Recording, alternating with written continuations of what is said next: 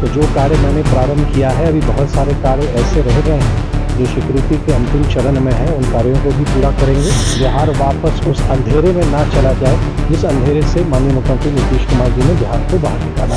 तो अपने उनके हित में बेहतर निर्णय क्या है वो जनता स्वयं सोचती है। तो कोई आगे क्या करना है, मेरी अपनी एक विजन है, अपनी एक सोच है, उस सोच के अनुरूप झंझारपुर के लिए हमेशा बेहतर कुछ करना चाहता हूँ। नमस्कार, मेरा नाम सानू झा है और आप लाइव सिटीज बिहार के मधुबनी जिला अंतर्गत झंझारपुर विधानसभा से देखना शुरू कर चुके हैं। झंझारपुर के वर्तमान विधायक और बिहार सरकार में मंत्री नीतीश मिश्रा ने आज नॉमिनेशन करवाया है।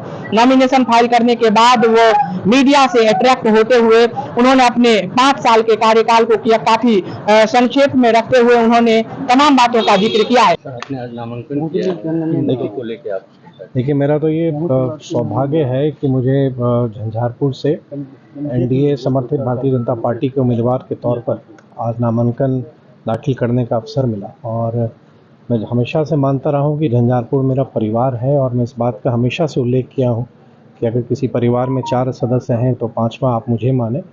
एक संकल्प के साथ विगत 5 वर्ष में मैंने काम किया है और पूरी निष्ठा और ईमानदारी और अपनी पूरी क्षमता के अनुसार। और कल ही मैंने विगत 5 वर्षों के किए गए कार्यों का लेखा जोखा भी प्रस्तुत किया है, क्योंकि मैं मानता हूं कि मतदाता जिन्हें अपना प्रतिनिधि चुनते हैं उनका अधिकार बनता है कि उनके द्वारा चुने हुए प्रतिनिधि ने क्या कार्य किया है। तो उसमें झंझारपुर के कुछ प्रमुख कार्य और पंचायतवार विवरण भी मैंने दिया है और मैं आशा करता हूँ कि लोग उसको देखेंगे। और आने वाले समय में अगर जनता का विश्वास मुझे पुनः प्राप्त होता है तो जो कार्य मैंने प्रारंभ किया है, अभी बहुत सारे कार्य ऐसे रह गए हैं जो स्वीकृति के अंतिम चरण में है, उन कार्यों को भी पूरा करेंगे। और जो राज्य सरकार ने माननीय मुख्यमंत्री नीतीश कुमार जी के नेतृत्व में जो संकल्प लिया है, अगले 5 वर्षों में 1 करोड़ जॉब अपॉर्चुनिटीज़, नौकरी एवं रोजगार के अवसर पर हम सरकार काम करेगी। और मुझको विश्वास है कि आदरणीय प्रधानमंत्री नरेंद्र मोदी जी के विजन जो विकसित भारत का है, उस विकसित भारत में विकसित बिहार बनेगा और विकसित झंझारपुर की भी उसमें अहम भूमिका रहेगी। क्या मुद्दा रहने वाला है सर इस बार का झंझारपुर को लेकर के चुनाव? नहीं, देखिए, ये चुनाव तो 243 विधानसभा क्षेत्र में है और सबसे बड़ी बात है कि विगत 20 वर्षों में आदरणीय मुख्यमंत्री नीतीश कुमार जी को वर्ष 2005 में जैसा बिहार मिला था, अब तो बहुत लोगों को, विशेष तौर से यंग जनरेशन को याद भी नहीं है कि बिहार किस स्थिति में था। और उस स्थिति से बिहार को उन्होंने आज एक विकास को रफ्तार उन्होंने दी है। और हम लोग अक्सर इस बात को कहते हैं कि आज बिहार तैयार है, आज बिहार एक ऊंची उड़ान लेने के लिए सक्षम हो चुका है। और मुझको पूरा विश्वास है कि मुख्यमंत्री नीतीश कुमार जी पर और प्रधानमंत्री नरेंद्र मोदी जी पर जो लोगों का विश्वास है, जो एक ट्रस्ट उन पर बना हुआ है कि वो जो कहते हैं उन कार्यों को करते हैं, तो जब बिहार में कार्य होगा, निश्चित तौर पर झंझारपुर के प्रतिनिधि, अगर जनता मुझे सेवा का अवसर पुनः देती है तो पूरी क्षमता के अनुसार कार्यों को आगे बढ़ाऊंगा। और बहुत कुछ जो मैंने शुरू किया है विगत 5 वर्षों में, उन कार्यों को एक परिणाम तक भी ले जाना है। तो मुझको मैं यही लोगों से आग्रह करूंगा कि ये जो 25 से 30 जो है बहुत महत्वपूर्ण है। बिहार के विकास ने एक रफ्तार पकड़ लिया है और इस रफ्तार रुके नहीं। बिहार वापस उस अंधेरे में ना चला जाए जिस अंधेरे से माननीय मुख्यमंत्री नीतीश कुमार जी ने बिहार को बाहर निकाला है। बड़ी सादगी से आज आपने नॉमिनेशन कराया है, एनडीए के खास उम्मीदवार है, क्या कहना चाहेंगे? देखिए, आप देखेंगे कहीं भी शहर में कोई जाम नहीं, कोई भीड़ भाड़ नहीं। एक सभा का आयोजन जरूर हुआ है और माननीय उत्तर प्रदेश के उप मुख्यमंत्री केशव प्रसाद मौर्य जी और बिहार सरकार के मंत्री हरीश सहनी जी का आगमन भी हुआ है। लेकिन मुझे लगा कि जो चुनाव आयोग का जो नियम है, उस नियम को पूरी निष्ठापूर्वक पालन करना चाहिए। उन्होंने कहा कि आपसे प्रस्तावक को लेके जाएं, हमसे प्रस्तावक को लेके गए। और मुझको लगता है चुनाव में लोग अपनी बातें रखते हैं और जनता सजग है। आज तो सभी जानकारियां जनता के मोबाइल पर उपलब्ध है।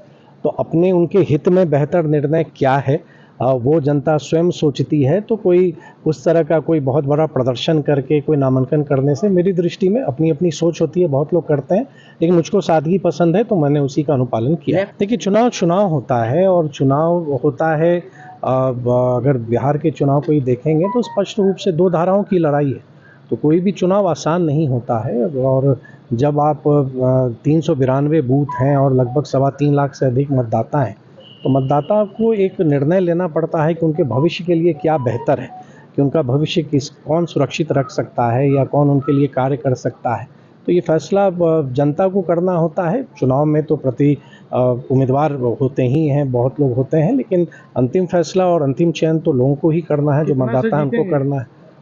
नहीं, ये मैंने कभी, आप मेरे स्वभाव को जानते हैं, मैंने कभी इस तरह की बातें ना मैं करता हूं। मैंने अपने 5 वर्ष में किए गए कार्यों को जनता के सामने मैंने सार्वजनिक किया है, और अब जनता को फैसला करना है कि उन कार्यों को आगे बढ़ाना चाहते हैं। और बिहार में जो एक माहौल बन रहा है, विशेष तौर से औद्योगिक क्षेत्र में निवेश की तुलना में, और निवेश बढ़ता है तो रोज़गार आएगा, उसमें झंझारपुर भी पीछे नहीं रहे।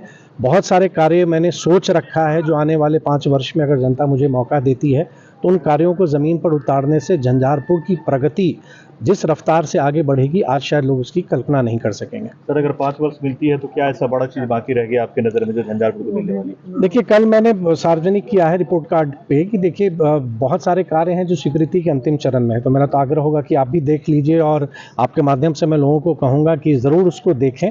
बहुत सारे कार्य मैंने किए हैं, बहुत सारे कार्य प्रस्तावित हैं जो अंतिम चरण में है। आगे क्या करना है, मेरी अपनी एक विज़न है, अपनी एक सोच है, उस सोच के अनुरूप झंझारपुर के लिए हमेशा बेहतर कुछ करना चाहता हूं। झंझारपुर का मान सम्मान गरिमा बढ़ाने का हमेशा काम किया है, उसी दिशा में आगे भी काम करता रहूंगा। तो देखा आप लोगों ने जिस तरीके से नीतीश मिश्रा ने आज नॉमिनेशन करवाया, और नॉमिनेशन करवाने के बाद वो खुद मीडिया से अट्रैक्ट होते हुए अपने कार्यकाल के दौरान जो उन्होंने जो भी कुछ काम किया है स्पष्ट ढंग से रखते हुए अपनी बातों को रख रहे हैं। ऐसे ही तरह छोटे बड़े खबरों को लाइव सिटीज पर देखते रहें। तत्काल के लिए दीजिए इजाजत, नमस्कार, धन्यवाद।